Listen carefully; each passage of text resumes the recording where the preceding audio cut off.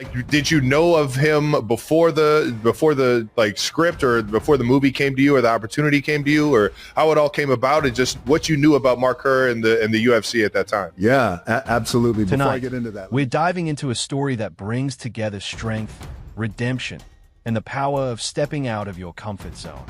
And yes, it stars none other than Dwayne "The Rock" Johnson, the global superstar, known for his blockbuster action roles and unmatched charisma, is now earning praise for a very different kind of performance in The Smashing Machine, a gripping biopic based on the turbulent life of MMA pioneer Mark Kerr.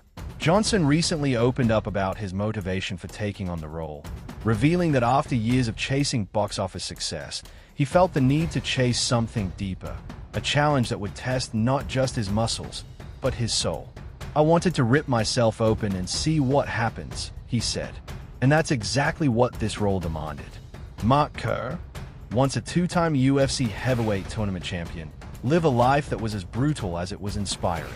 A legend in the early days of mixed martial arts, Kerr dominated the sport before personal demons took hold. His story was captured in the 2002 documentary The Smashing Machine, which exposed the raw, unfiltered reality of addiction, fame, and self-destruction. Johnson, who met Kerr in the late 1990s, says he never forgot that story, or the man behind it. In preparing for the film, Johnson immersed himself fully. He trained in mixed martial arts for 12 weeks, gained over 30 pounds of muscle, and spent months studying Kerr's mannerisms, speech, and mindset. But what struck him most wasn't the physical challenge. It was the emotional transformation. It wasn't just about becoming Mark Kerr the fighter, he explained. It was about understanding Mark Kerr the man, the one who stood back up after losing everything. The Rock also shared that working on The Smashing Machine reminded him that fear can be a good thing. Quoting Mike Tyson's legendary trainer Cus D'Amato, he said, "The hero and the coward both feel fear. The difference is how they respond." For Johnson, that became the heartbeat of the film, confronting fear, failure, and vulnerability head-on. And for Kerr, now sober and grateful to be alive, the story comes full circle.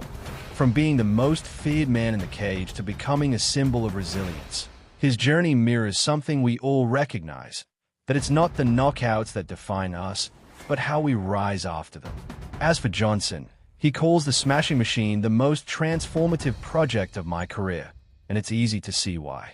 It's a rare glimpse at a global superstar dropping the Hollywood armor and letting us see the fight within, the one we all face at some point. And if early reactions are anything to go by, The Smashing Machine isn't just a comeback story for Mark Kerr. It's a defining one for Dwayne Johnson, too. Because sometimes, even the strongest among us need to get knocked down, just to remember what it means to stand up again.